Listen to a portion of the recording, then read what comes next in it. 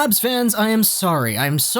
I have left you out to dry. It's been too little too late, and I don't think I've talked about the Habs nearly as much as I have wanted to over the past week. So, let's stir things up with some fresh trade rumors here. This ain't about the Vancouver Canucks, this is Montreal and who they could potentially be interested in. Let's take a look at this article here from PittsburghHockeyNow.com. Kris Letang trade talks. Montreal Canadiens interested. Now, I will put a little bit of a disclaimer. Please watch this whole video before commenting, because everything I say is gonna feed into what this idea is that I'm trying to present here. Let's read a little bit of this article here. It has 2,000 shares, which is how I was able to find this article. Reports broke later Thursday that teams were interested in Pittsburgh Penguins D-man Kris Letang, and the Penguins have talked with at least 2 teams about him.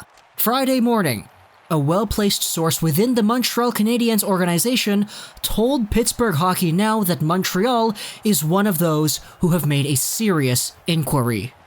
The source then provided no further details.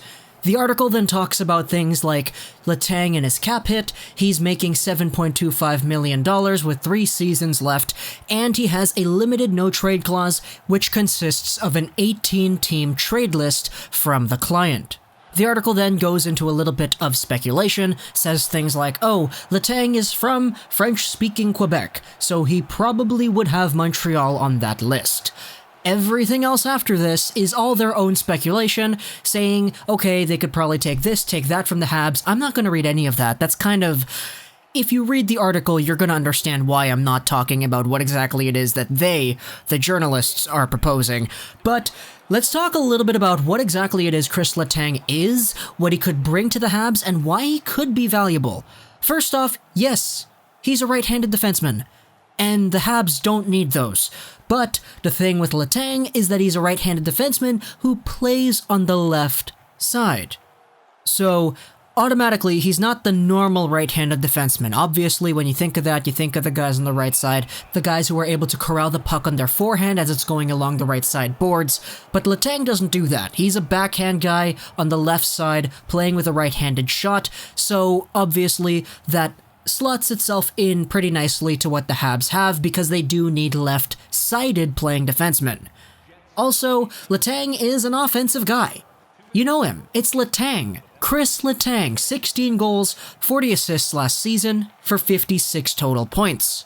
He's a pretty good offensive guy, but when it comes to things like the power play, he is right-handed, and there already is a logjam of right-handed guys, which is why, in a scenario like this, I saw people talking about it online. In order for a trade for Kris Letang to make the most sense, a guy like Jeff Petrie would probably be the biggest asset here. Now, at face value, it might seem a little bit redundant to trade Jeff Petrie, an offensive right-handed defenseman who was born in 1987, for Kris Letang, an offensive right-handed defenseman who was born in 1987. But pay no mistake to it, Letang is Letang. He is better than Petrie, hands down. I think Petrie was good, he had a really good season, and he did showcase his value, but he's not Kris Letang.